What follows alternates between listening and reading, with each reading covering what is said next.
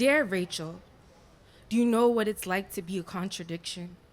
To be filled with so much light, it's amazing your oppressors don't see the goddess in you.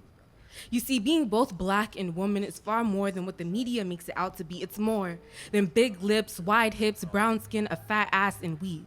It's generations of stories being intertwined beneath the constellation of your skin. A bloodstream pumping with Afro beats, bearing a genetic code, less guideline and more. A diaspora of possibilities, being the embodiment of Swiss chocolate come to life, moving and having desire ricochet from your limbs, having a thick cat of ebony curls so voluminous and woolly, even your thoughts get lost in them. It's learning to hate yourself.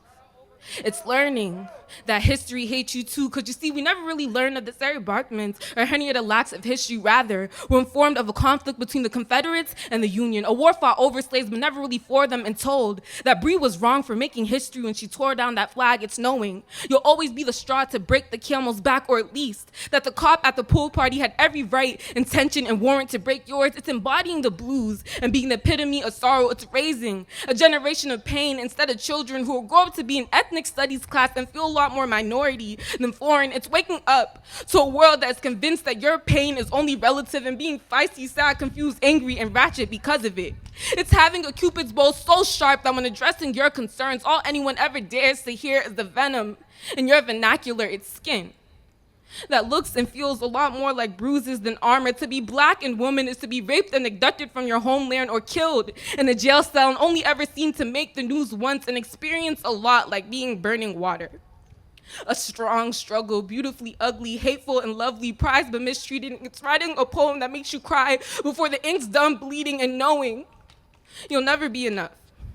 Not dark white enough for the Italian boy across the room to ever admit to liking you, and not daughter enough for the deadbeat daddy to want to stick around. It's trying not to be the bastard statistic that society's made you out to be, instead opting to be the rose that grew from concrete, but first needing to overcome the internalized self-hatred that's eradicating your very essence. So, Rachel, what do you mean when you claim to be black but not African? What do you mean when you act as if you're willing to embody our struggle but not sit fully into a struggle that comes along with it? To be black and woman is not to be 1/3 convenient and 2/3 Cupid shuffles. No one gives a damn about whether or not you know how much sugar to put in the Kool-Aid. It's about, instead of imitating the voices of my brothers and sisters, just being the microphone that amplifies us. So, when I ask you this, it's not out of the idea of reverse racism or out of black rage, but out of wondering.